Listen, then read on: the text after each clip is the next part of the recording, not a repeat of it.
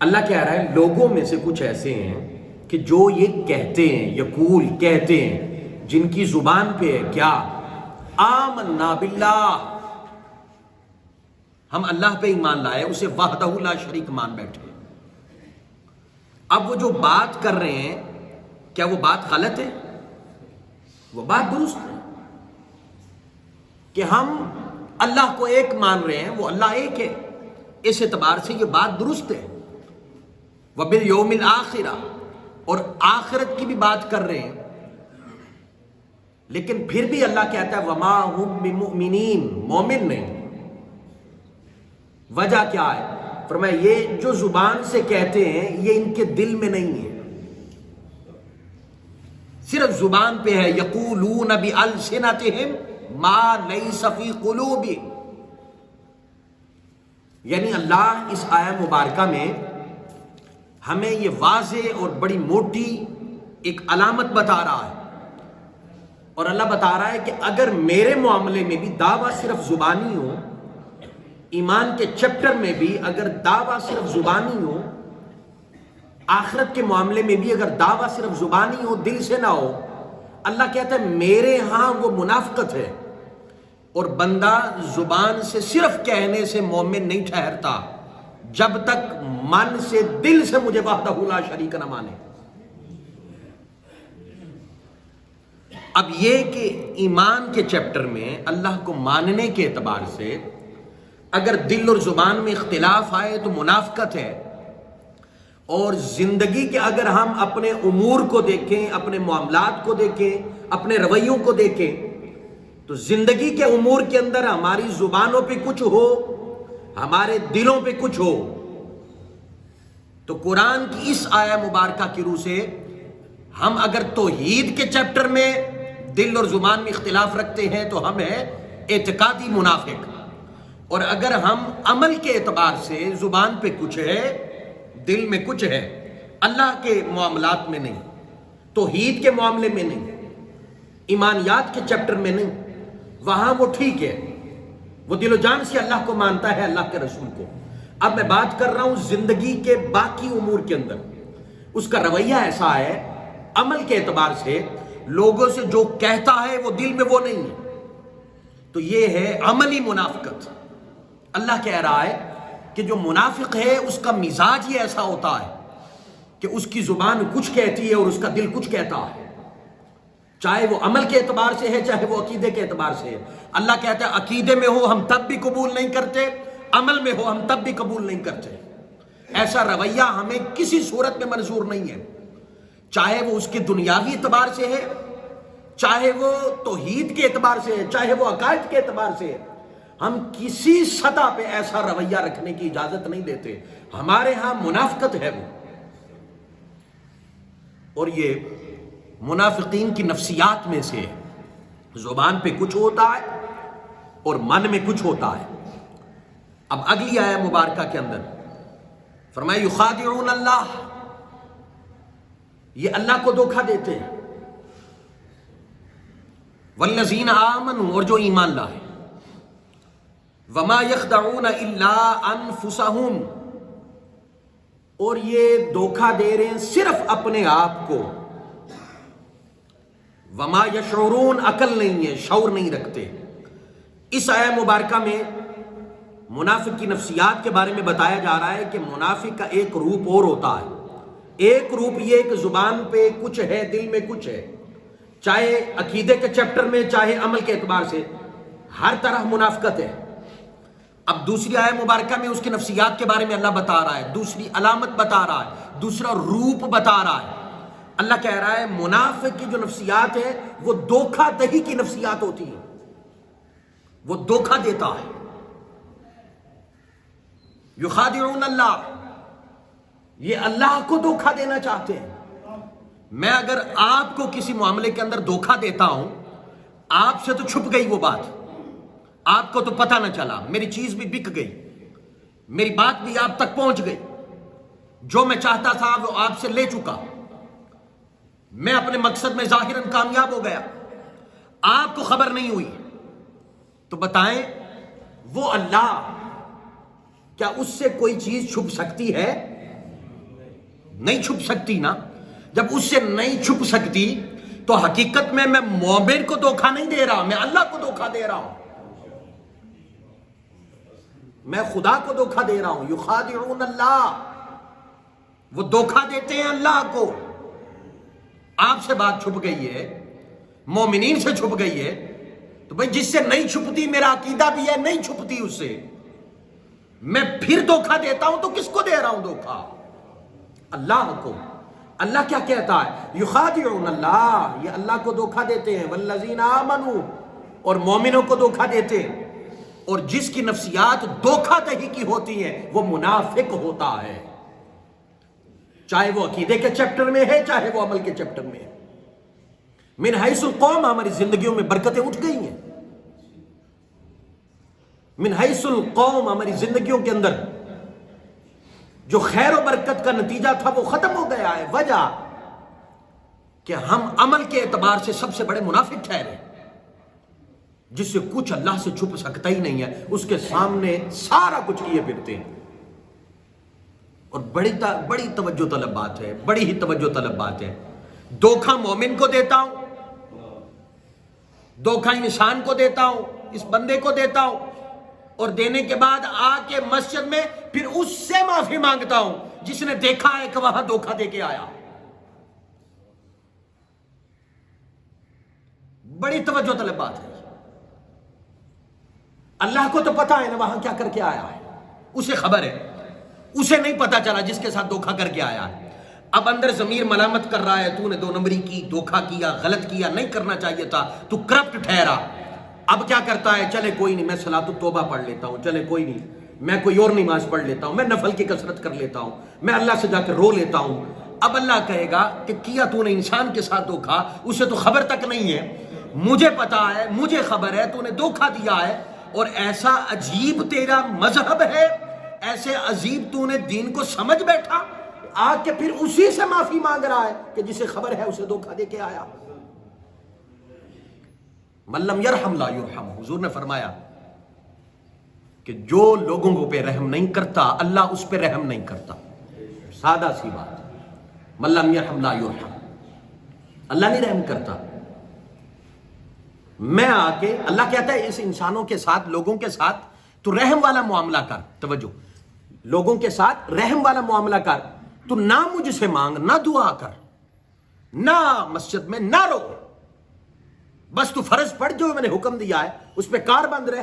نہیں بھی نہ مجھ سے مانگتا, لیکن تیرا رویہ لوگوں کے ساتھ رحم دلی والا ہے, تو میں بھی تیرے ساتھ رحم دلی والا معاملہ کروں گا. اور اگر تو لوگوں کے ساتھ سخت ہے, میں تیرا رونا نہیں دیکھوں گا, میں تیرا تڑپنا نہیں دیکھوں گا, بلبلانا میں نہیں دیکھوں گا, کیونکہ مجھے تو پتا ہے نا تو کیا کر کے آ رہا ہے. یخادعون اللہ, وہ اللہ کو دھوکہ دیتے ہیں منافق. نفسیات یہ ہیں. والذین آمنوا, اور جو مومن ہیں انہیں دھوکہ دیتے ہیں. اللہ کیا کہتا ہے, وما یخدعون الا انفسہم, نادان خود کو دھوکہ دے رہا ہے. ہمیں دھوکہ دینا چاہتا ہے, خود دھوکے میں ہے.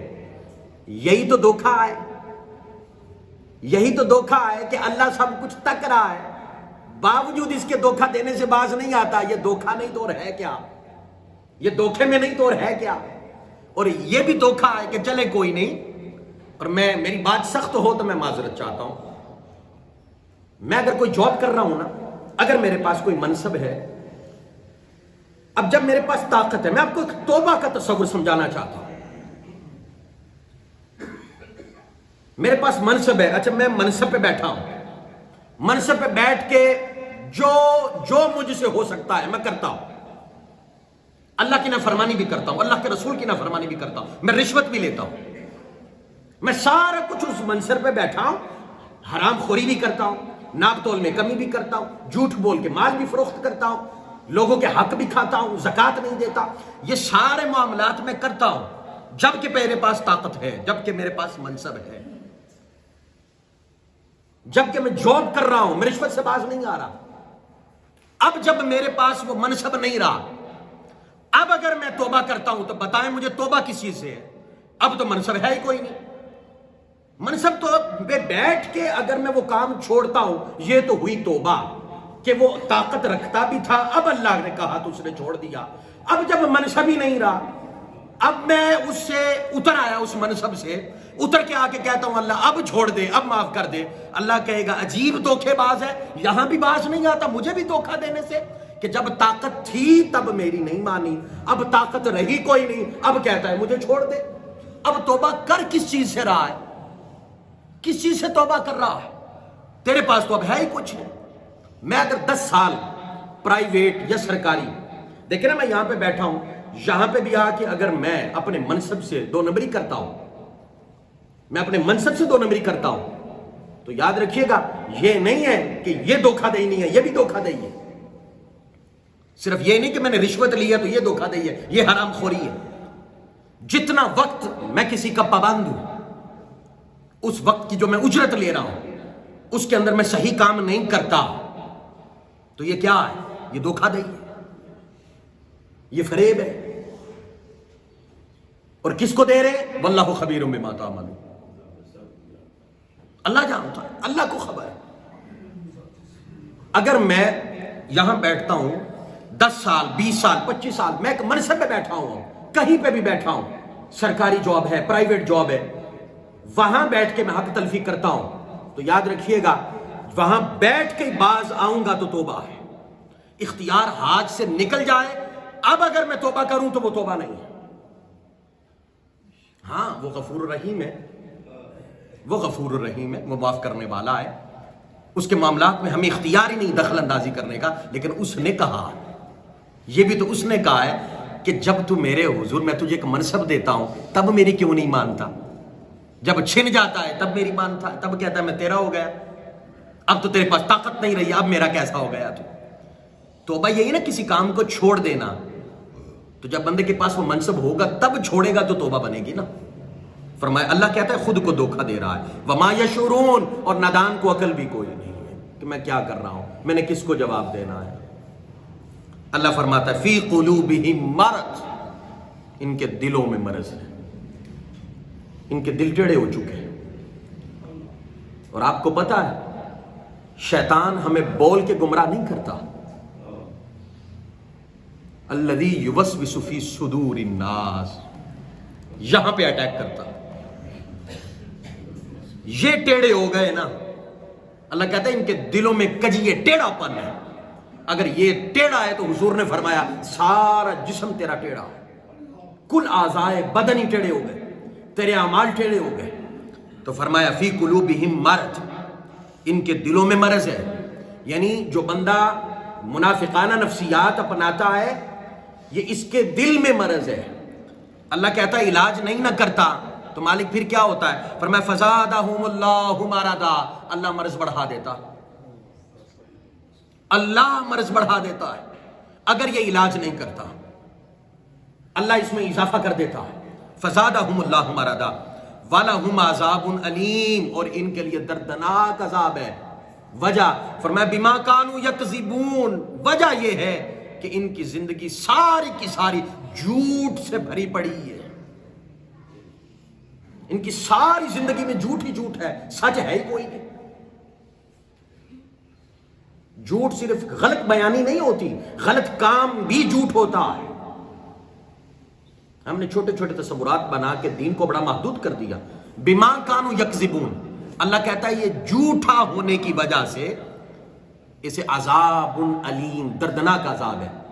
عقیدے کے اعتبار سے منافق ہے تو ہمیشہ جہنم میں رہے گا، اور عمل کے اعتبار سے ہے پھر مالک چاہے چھوڑ دے، چاہے وہ سزا دے، چاہے وہ جنت دے جہنم دے، یہ اس کی مرضی ہے۔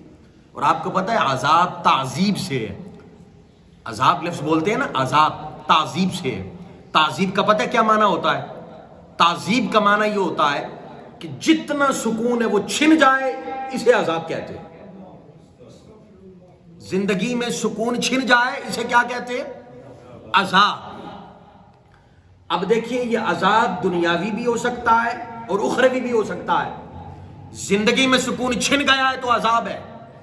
مالک کیوں؟ کہا بما کانوا یکذبون، صبح اٹھ کے شام تک جھوٹ بولتا ہے اور اب سکون کہاں سے آئے؟ یہی عذاب ہے۔ وہ جو تباہی اور وہ من حیث القوم، حضور کی ساری امت کا چہروں کا بگڑ جانا، یہ حضور کی وجہ سے ہی ہمیں معافی دے دی گئی۔ لیکن تعذیب ہے، عذاب ہے کیا؟ کہا زندگی کا سکون چھین لوں گا، دوں گا سارا کچھ پر سکون نہیں دوں گا، ہر شے دوں گا، سکون چھین لوں گا۔ سکون چھن جائے پیچھے بچتا کیا ہے؟ وَلَهُمْ عَذَابٌ عَظِيمٌ بِمَا كَانُوا يَكْذِبُونَ۔ اور فرمایا وَإِذَا قِيلَ لَهُمْ، اور جب انہیں کہا جاتا ہے لا تفسدوا فی الارض، ایک اور نشانی بتائی جا رہی ہے، زمین میں فساد نہ کرو۔ اور یاد رکھیے کوئی عقیدے کا منافق ہو یا عمل کا منافق ہو، اس کا ہر عمل فساد ہوتا ہے، اس کا ہر عمل جو ہے وہ فساد پہ مبنی ہوتا ہے۔ اللہ کہتا ہے جب ان سے کہا جاتا ہے لا تفسدوا فی الارض، زمین میں فساد نہ کرو، منافقت نہ پھیلاؤ، لوگوں کے ساتھ دو نمبریاں نہ کرو، عقیدے کے اعتبار سے منافق نہ ٹھہرو، تو پتہ کیا کہتے ہیں؟ قالوا، یہ کہتے ہیں انما نحن مصلحون، ہم تو اصلاح کرنے والے، ہم تو اصلاح کرنے والے، لبادہ اصلاح کا اوڑھتے ہیں، کرتے منافقت ہے، ہوتی منافقت ہے۔ اب مجھے ایمان سے بتائیے گا، اگر کسی کی بات ہے اس کی میں نے اصلاح کرنی ہے تو سب سے اعلیٰ طریقہ کیا ہے؟ میں بات اس سے کروں جس کی اصلاح کرنی ہے۔ پورے شہر میں ڈھنڈورا پیٹ کے اور ہر بندے کو کہتا ہوں میں تو آپ کو اس لیے بتا رہا ہوں، میں تو صرف اس کی اصلاح چاہتا ہوں۔ اب ذرا غور کیجئے گا، قرآن میرے سامنے کھلا ہے، قرآن پڑھ کر بتا رہا ہوں میں آپ کو۔ بتا وہ کسی تیسرے بندے کو رہا ہے اور اسے یہ کہہ رہا ہے کہ میں تمہیں اس لیے بتا رہا ہوں کہ میں اس کی اصلاح چاہتا ہوں۔ اچھا یہ منافقت نہیں تو اور کیا ہے؟ حقیقت کیا تھی کہ جس کی بات ہے کانوں کان خبر کوئی نہ ہو، اس سے جا کے کہے کہ جناب یہ بات ہے، یہ اللہ اور اللہ کے رسول کو ناراض کرنے والی ہے، یہ اپنے کردار سے یہ بات ختم کر دے۔ یہ تو ہوئی بات اصلاح کی کہ جس سے ہے اس سے کی ہے۔ اور اگر میں دائیں بائیں باتیں کر کے پھر وہاں سے اس تک پہنچے کہ وہ میرے بارے میں یہ کہہ رہا ہے، تو یہ کیا ہے؟ غیبت ہے، یہ غیبت ہے۔ اللہ کہتا ہے وَيْلٌ لِكُلِّ ہُمَزَةٍ لُمَزَةٍ، ویل ہے ہر اس بندے کے لیے جو سامنے تانا دیتا ہے اور پسے پشت عیب تلاش کرتا ہے، غیبتیں کرتا۔ اللہ کہتا ہے ویل ہے اس کے لیے، تباہی ہے، بربادی ہے۔ ہُمَزَةٍ لُمَزَةٍ، سامنے آئے تو لوگوں کو گناہوں کے تانے دیتا۔ ہمیں یہ بھی اختیار نہیں ہے ہم کسی کو بے نمازی ہونے کا تانا دیں، ہمیں یہ بھی اختیار نہیں ہے۔ ہم اصلاح کر سکتے ہیں، تانا نہیں دے سکتے۔ کسی کو کسی کے گناہ کا تانا دینا بھی شرعاً ناجائز اور منع۔ ہم دیتے ہیں، کوئی چاہے جس عمر میں بھی اللہ کے حضور آ جائے، پکڑ کس نے کرنی ہے؟ چھوڑنا کس نے ہے؟ حساب کس نے لینا ہے؟ اللہ نے۔ ہم لوگوں کا ماضی بھی تکتے ہیں، حال بھی تکتے ہیں، مستقبل کا متعلق پھر پیشین گوئی کرتے ہیں کہ یہ ایسا کرے گا ویسا کرے گا۔ حقیقت کیا ہے؟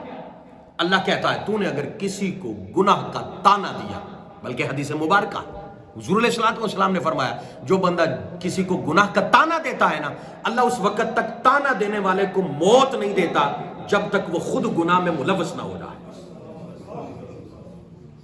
ویل لکل ہمزۃ لمزہ، اصلاح کر سکتے ہیں، تانا نہیں دے سکتے۔ اگر کوئی بندہ وہ دنیاوی امور کے اندر صحیح نہیں چل رہا، اب دیکھیں نا یہاں پہ بیٹھ کے میں بات بتاؤں تو مقصد کیا ہے؟ اصلاح۔ اور اگر یہاں بیٹھ کے میں تانے دینے شروع کر دوں تو ویل لکل ہمزۃ لمزہ، صرف اصلاح مقصد ہے۔ اور اصلاح کیا ہے؟ جو آپ سے مخاطب ہیں ان سے بات کریں، ان کی بات دائیں بائیں نہ کریں۔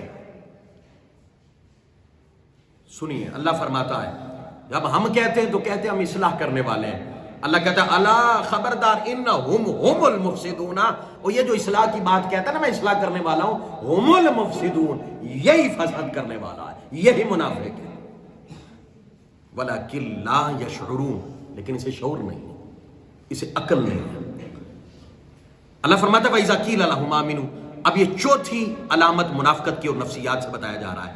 اور جب کہا جاتا ہے انہیں آمنو، ایمان لاؤ، کما آمن الناس، جیسے لوگ لائے، صحابہ لائے، اللہ اکبر، جیسے صحابہ ایمان لائے۔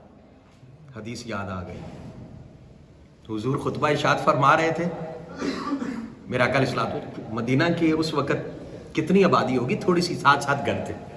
حضور خطبہ ارشاد فرما رہے تو ایک صحابی آئے نا، تو وہ مسجد میں جب جمعے کے وقت تشریف لائے تو وہ پھلانگنے لگے. میرے آقا نے خطبے کے دوران فرمایا یہیں بیٹھ جاؤ. میرے حضور علیہ السلام جو لفظ بولے نا، فرمایا بیٹھ جاؤ. یہ لفظ حضور نے جو سامنے آنے والے تھے انہیں کہا بیٹھ جاؤ، یہیں بیٹھ جاؤ. وہ بیٹھ گئے. اچھا، یہ آواز حضرت انس جوتوں والی جگہ پہ کھڑے تھے، ان کے کانوں میں بھی پڑ گئی، وہ وہیں بیٹھ گئے. ایک صحابی گھر سے نکل رہے تھے، دروازے پہ کھڑے تھے، وہاں آواز پڑ گئی، وہ وہیں بیٹھ گئے. انہوں نے وہاں نماز پڑھی، انہوں نے وہاں پڑھی. میرے آقا نے فرمایا انس آیا نہیں تھا آج جمعے میں، کدھر تھا؟ آقا جی آیا تھا، آپ نے کہا تھا بیٹھ جاؤ، بیٹھ گئے. دوسرے صحابی سے کہا میں گھر سے نکلنے لگا تھا، آپ کی آواز پڑی، بیٹھ جاؤ، بیٹھ گئے. میرے آقا نے فرمایا میں نے تو اس بندے کو کہا تھا. کہا آقا جی آپ نے نام تو نہیں لیا تھا نا، آواز پڑی تھی، بس وہیں بیٹھ گئے. کما آمن الناس، جیسے صحابہ ایمان لائے. اب دیکھیں گا یہ نہیں کہ جا کے پوچھا آقا جی کس کو کہا، کہا نہیں، بات حضور کی ہے. سارا دن ملا ہی حضور سے. حضور کہیں چلو تو چل پڑے، حضور کہیں بیٹھو تو بیٹھ جائے، حضور کہیں یہ حرام ہے چھوڑ دو تو چھوڑ دیا، حضور نے کہا حلال ہے تو بس حلال ہے، حضور نے کہا ادھر جانا ہے تو چل پڑے، یہ دین ہے، ادھر نہیں جانا ہے بس چھوڑ دیا، یہ دین ہے. یہ صحابہ کی زندگی ہے. اللہ کہتا ہے جب انہیں کہا جاتا ہے صحابہ کی طرح ایمان لاؤ،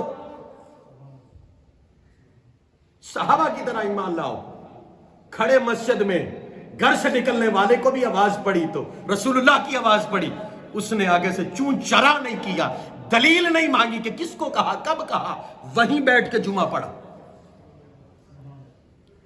آج کلمہ حضور کا پڑھے ہم، مانے اللہ اور اللہ کے رسول کو، اور ہماری زندگیوں سے دین نکل جائے. محبتوں کے دعوے کہیں پہ ہیں، دعوے کرتے ہیں ہم رسول اللہ صلی اللہ علیہ وسلم کے. بڑی سادہ سی بات ہے، اگر میں یہ کہوں کہ غلامی رسول میں موت بھی قبول ہے، موت قبول ہے، نماز قبول کیوں نہیں؟ جھوٹ چھوڑنا قبول کیوں نہیں ہے؟ غیبت کرنا چھوڑنا کیوں قبول نہیں؟ چغلیاں فسادات کرنا یہ چھوڑ دینا قبول کیوں نہیں؟ ایک دفعہ حضور کا کلمہ پڑھ لیا، پھر جو حضور نے کہا بس وہی دین ہے، کوئی کسی سے غرض نہیں، وہی دین ہے جو رسول اللہ صلی اللہ علیہ وسلم نے فرما دیا. اور جب یہ میں نے حدیث مبارکہ پڑھی تو میرا ایمان اور مضبوط ہو گیا، جو حضور نے کہہ دیا وہی دین ہے. بس یہ کما آمن الناس، صحابہ کی طرح ایمان لاؤ. آج یقین کیجیے گا، ایک تو بات یہ ہے کہ ہم عبادات کی طرف نہیں آتے، شیطان نہیں آنے دیتا، نہیں آتے، گناہ ہے. آگے عبادت کرنے، اب شیطان ریاکاری پیدا کر دیتا ہے، پھر وہیں تباہ کرنے کی کوشش کرتا ہے. جو اس چکر میں آ گیا تباہ. اور تیسری بات یہ، نماز پڑھی ہے اور پڑھ کے گیا ہے، بدلہ کوئی نہیں، تو یہ کیا ہے؟ منافق کا دھوکہ ہے. روزہ رکھا ہے، بدلہ کوئی نہیں، کیا ہے؟ دھوکہ ہے. حج کیا ہے، اپنے حسن معاشرت جو ہے وہ اس کی زندگی میں کوئی نہیں، تو دھوکہ ہے. میں نے پہلے کہا نا، یہ عبادات محض اللہ سے وعدہ ہے کہ میں تیرا ہوں، اس کے علاوہ کچھ نہیں ہے. اور عجیب بات ہے کہ ہم سارا کچھ کر کے بھی نہ بدلیں، تو پھر ہم نے یہ عملی منافقت کب چھوڑنی؟ من حیث القوم منافق ہیں ہم، من حیث القوم. بڑی سادہ سی بات ہے، ہم صرف نیک دکھنا چاہتے ہیں، نیک بننا نہیں چاہتے. دکھنا ہے معاشرے میں، نمازی بہت ہیں، مسجدیں بہت ہیں، واعظ کرنے والے بہت ہیں، خطیب بہت ہیں، محدث بہت ہیں، لائبریریاں بہت ہیں، دکھ رہے ہیں سارے، پر بنتا کیوں نہیں کوئی؟ یہ دھوکہ دہی نہیں تو اور کیا ہے؟ وہ بابا بلے شاہ کہتے ہیں نا جی، حج بھی کیتی جاندے ہو، لو بھی پیتی جاندے ہو، کھا کے مال یتیماں دا پج مسیتی جاندے ہو، پھٹ دلاں دے سیندے نہیں، ٹوپیاں سیتی جاندے ہو، چھری نہ پھیری نفساں تے دمبے کیتی جاندے ہو، دل دے پاک پتیرے ہجرے بری پلیتی جاندے ہو، فرض بلائی بیٹھے ہو، نفلہ نیتی جاندے ہو، دسو نہ کچھ حضرت جی ایک ہی کیتی جاندے ہو۔ یہ تو بتائیے کر کیا رہے ہیں؟ یہ ہے کیا؟ دھوکہ ہے، منافقت ہے۔ یہ سارا کچھ تو تھا کہ یہ انسان بدلے، نہیں۔ اللہ کہتا ہے جب انہیں کہا جاتا ہے ایمان لاؤ جیسے صحابہ لائے، قالو یہ کہتے ہیں انؤمن کما آمن السفہاء، ہم ایسا ایمان لائیں جیسے بے وقوف لائے تھے۔ اور یہ بھی بات ہے اس آیہ مبارکہ سے منافق یہ ایک نفسیات کے بارے میں یہ بھی بتایا جا رہا ہے کہ منافق خود کو ہمیشہ عقل مند سمجھتا ہے، باقی ساروں کو بے وقوف سمجھتا ہے۔ خود کو عقل مند سمجھے گا، میں بڑا عقل مند ہوں، میری بات بڑی، واہ واہ کیا بات ہے، چرب زبانی سے ظاہر اور باطن کے تضاد پہ پردہ ڈال دے گا، چرب زبانی کرے گا، باتیں ایسی ایسی بھلی بھلی کرے گا۔ اللہ کہتا ہے کہ یہ خود کو عقل مند سمجھے گا اور باقی سارے معاشرے کو کیا سمجھتا ہے؟ بے وقوف سمجھتا ہے۔ اور پھر فرمایا الا خبردار انہم هم السفہاء، اللہ کہتا ہے بے وقوف خود ہے، یہ کہاں سے عقل مند ٹھہرا؟ ولکن لا یعلمون، لیکن اسے خبر کوئی نہیں، جانتا نہیں۔ پھر فرمایا وَإِذَا لَقُوا الَّذِينَ آمَنُوا، اب پانچویں علامت منافق کی بتائی جا رہی ہے۔ فرمایا جب یہ ملتا ہے مومنوں سے، قالوا آمنا، تو کہتا ہے ہم ایمان لائے، وَإِذَا خَلَوْا إِلَىٰ شَيَاطِينِهِمْ، جب شیطانوں سے ملتا ہے تو قالوا إِنَّا مَعَكُمْ، انہیں کہتا ہے میں تو تمہارے ساتھ ہوں۔ کیا مراد؟ ہر وقت یہ منصوبہ بندی اور سازشی نفسیات کا مالک ہوگا، ہر وقت سازش کرے گا اور کرے گا حق کے خلاف، حق کے خلاف سازش کرے گا، منصوبہ بندی کرتے رہنا اور حق کو گراتے رہنا، حق کے خلاف کرتے رہنا، یہ منافقت کی علامت اللہ نے قرآن میں بتائی۔ اللہ رب العزت فرماتا ہے یہ کہتا ہے ان کو جب ان کے ساتھ ملے، مومنوں کے ساتھ کہتے تمہارے ساتھ ہوں، ادھر آئے تو ادھر کہتے تمہارے ساتھ ہوں۔ یہ ہے کردار کا دوغلا پن، یہ کردار کا دوغلا پن ہے۔ حضور فرماتے ہیں ذو الوجہین لا یکون وجیہا عند اللہ، دو منہ والا بندہ اللہ کے ہاں کبھی عزت نہیں پا سکتا۔ یہ نہیں کہ حقیقت میں اس کے دو منہ ہوتے ہیں، بات یہ ادھر آئے کوئی بات، ادھر آئے کوئی بات، وہ بھی خوش رہے یہ بھی خوش رہے۔ وہ کہتے ہیں باغباں بھی خوش رہے راضی رہے صیاد بھی، باغباں بھی خوش رہے اور شکاری کے ساتھ بھی معاملات درست ہیں، باغبان کے ساتھ بھی ہے۔ کردار کا دوغلا پن، حضور فرماتے کبھی عزت نہیں پائے گا۔ اور دوسری روایت میں آتا ہے آقا نے فرمایا قیامت کے دن میدان معاشر اللہ کے حضور سب سے بدترین مخلوق وہ ہوگی جو دوغلے کردار کے مالک ہے، دوغلا کردار ہے۔ بتائیں کہاں نہیں ہے دوغلا کردار ہمارا؟ کہاں ہم دوغلا پن نہیں کرتے؟ اللہ ماشاء اللہ جو نہیں کرتے ان کی بات نہیں ہے، میں تو اپنے جیسے کمزور ایمان والوں کی بات کر رہا ہوں۔ تو فرمایا اللہ کہتا ہے انما نحن مستہزئون، اچھا یہ اللہ یستہزئ بہم، مومنوں سے ملے تو کہتے تمہارے ساتھ ہو، ادھر ملے تو کہتے تمہارے ساتھ ہو، اور پھر جا کے کہتے کہ ہم تو صرف ان سے مذاق کر رہے تھے، ٹھٹھا کر رہے تھے۔